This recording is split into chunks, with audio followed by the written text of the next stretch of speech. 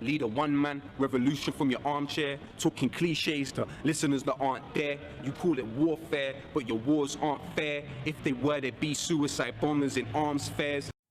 YouTube, salute. This is my recap of episode 8, Labels.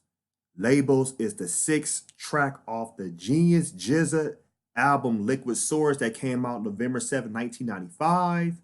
Read the labels and say it loud. So, at the beginning of the episode, you see Gary and Ason are in Houston, Texas with Bobby. Bobby's on tour through Tommy Boy Records. They put him on tour.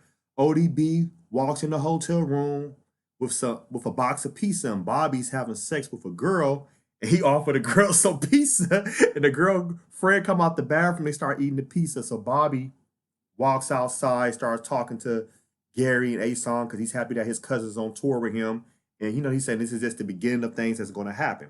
So then you go to the next scene, which is Bobby goes to the venue he's going to be performing at, and he does a test on the equipment. Bobby meets with a basketball player and some editors before the concert. ODB interrupts Bobby while he was doing an interview with an editor of a magazine to let him know that he's out of weed and he need more weed because Ason ODB was fiending. Bobby gets mad at the guy that's selling shirts at the venue because they spelled his name wrong. They put Rakim instead of Rakim. Bobby bumps into a 5%er that breaks down his name, Rakim, and tells him you need to know the meaning of your name. Don't be picking a name unless you really know the meaning. And Genius Gary tells Bobby, yeah, man, take this serious, man. You got to know your meaning, man. You just can't be picking a name without knowing the meaning. So at that time, the manager, Dre, said that Bobby must go on first to perform. Bobby doesn't like the idea that the label are not promoting him properly. So Bobby and his cousins, they go to a local radio show in New Orleans, and they meet with Naughty by Nature. Tretch, everybody's there. The radio host tells Tretch, Genius, and Bobby about the rules of freestyling, and she plays Genius' single, Come Do Me. Because remember, Genius at this time is signed also, and he's getting ready to work on his album. Bobby tells Genius that he doesn't have an album deal yet and feels upset. Genius said, don't worry about it, man. Everything's going to work out, man. That's how sometimes these labels, they take their time. Go to the next scene, which is in Greensboro, North Carolina. Remember, Bobby lived in Greensboro, North Carolina, him and his brother Divine, for a while with his uncle and auntie. Bobby sees one of his old childhood friends that he grew up with and was walking with him and Ason, and it was, giving them a little, they was just walking through the old neighborhood and they were just reminiscing. They go to the record store. They see a long line outside of people that's willing to coming to see Bobby, get some autographs and stuff. Bobby goes, talks to the manager of the local store, the owner, and he just said he was happy. He asked his son, do you rap? His son spits a freestyle. And then Bobby sees some old Kung Fu flicks on sale for 99 cents each. So he grabs a stack of them and tells the owner, I'm going to pay for these at the end. The manager comes up to Bobby and tells him that the Denise Williams sample didn't clear. He has to re-record the song, and they're going to shoot a video for it. But there's still no word on the album. So now we get to the next scene, which is in New York. Divine and Bobby goes to the video shoot for his single.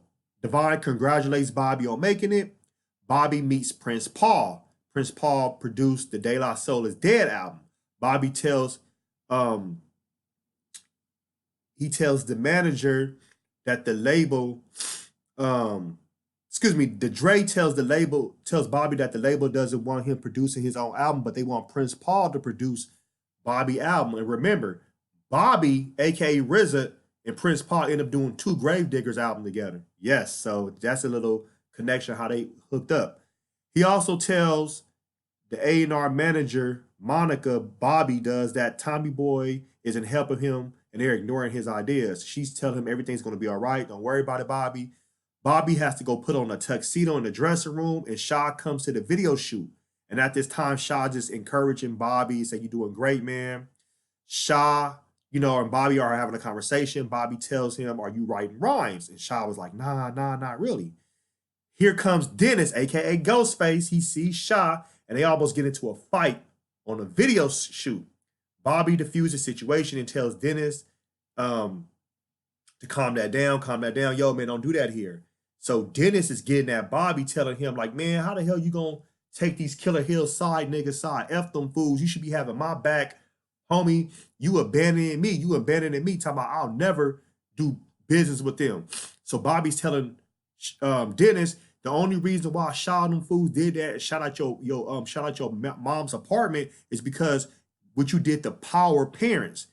Dennis is not trying to hear that. He's a hothead. He like, F that. F them fools. And he said, I can smoke that MF right now. He pulls out a gun. And one of the directors thought it was a prop. He's like, this ain't no prop. I'll shoot everybody in here. So Dennis is saying, Bobby, if they would have did that to your family, I'd be ready to ride for you. So he's trying to actually let Bobby know where's the loyalty at. Bobby doesn't like that Dennis is thinking about himself, but Dennis is thinking about himself because that's all he feels. So at this time, you get to the last scene, which is Bobby's in the studio recording a track. And he tells Sha, Asan, his cousin, Genius, Gary, Rebel, a.k.a. Inspector Deck, that he all wants them to be a part of something big. He wants them to compete with each other, and he wants them to challenge each other. Then they make a little Wu-Tang reference saying, yeah, like that Wu-Tang style. So it's not the Wu-Tang yet, but it's kind of like he's trying to form them like Voltron. The manager, Dre, comes into the studio and said, Bobby, I need to talk to you in private. At this time, he informs Bobby that the record label has dropped them because of lack of record sales, and Bobby is hurt. He's like, oh my God, I can't believe this. And that's how the episode ends. For my review, I think this was a great episode because a lot of people don't know RZA and the Genius Jizza was signed before Wu-Tang Clan came out. A lot of people thought that was their first album. Well, first group album, but that they did this before and it didn't work out. And remember, Genius Jizza making a song about labels or how the record labels dig them, that was actually something that a lot of people don't understand. Record labels don't care for you like that. So this was great to actually see how Bobby was going through the ups and downs and how he had problems with Tommy Boy Records, and they was actually trying to have him appeal to maybe more the mainstream women, and he couldn't make that hard, rough, and rugged sound he wanted to make, but they wouldn't let him make it. So this shows you a minor setback is always good for a major comeback. So for my review, I give this an 8 out of 10. Let me know if you saw the episode. You know, what you think about it? Leave your comments below. Check out my other recaps and reviews on my channel. You know, I do all the reviews for Wu-Tang. So you check it out. Post your comments below. Hulk smash Black Panther, the like button, subscribe to my channel. Click the bell icon to be notified when I upload new content and go live. If you'd like to support and donate to my channel, I have Venmo, CashApp, PayPal, Streamlabs. Everything's in the description. Until next time, peace.